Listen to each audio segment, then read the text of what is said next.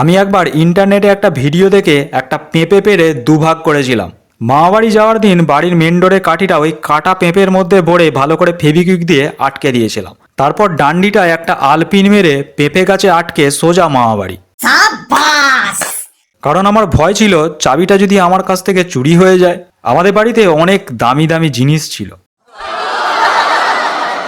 যেমন 4 বছরের পুরনো বাবার একটা জাঙ্গিয়া। জাঙ্গিয়াটা এতদিনে ঘর মোছার নাতা হিসেবে ব্যবহার করার উপযুক্ত হয়েছিল, তাই ওটাকে আমরা সোনার থেকেও বেশি আগলে রাখতাম। বাড়ির বর্তমান নেতাটার অবস্থা এতটাই শোচনীয় হয়ে গেছিল যে একটা নতুন নেতা অবশ্যই লাগতো। এবার যদি বাবার জাঙ্গিয়াটার কিছু হয়ে যায় আবার 4 বছর ওয়েট করতে হতো নতুন একটা নেতার জন্য। তারপর ভাঙা ফুলদানি, যেটা দিয়ে পার্সেল আনবক্সিং করি। ফুলদানির ভাঙা টুকরোগুলো এতটা ধারালো যেটা দিয়ে সবজিও কাটা যায়। এছাড়াও ফ্রিজের মধ্যে থাকা কোল্ড ড্রিঙ্কস, যেটা এক চুমুক করে খাওয়ার পর 100 ml করে জল ঢেলেছি, শেষে এমন অবস্থা যে 10 ml কোল্ড ড্রিঙ্কস আর বাকি 990 ml জল হয়ে গেছে।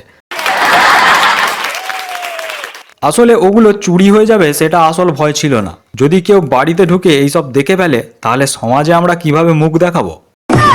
তো এবার আসল কথায় আসি। মামাবাড়ি থেকে ফিরে দেখলাম বাড়ি একদম ঠিকঠাক আছে, কিন্তু পেঁপে গাছটার দিকে তাকাতেই পায়ের নিচের মাটি যেন কেউ কার্পেটের মতো সুরুত করে টেনে নিল। কোনো এক কুত্তার বাচ্চা চোর গোটা পেঁপে গাছটাই কেটে নিয়ে চলে গেছে।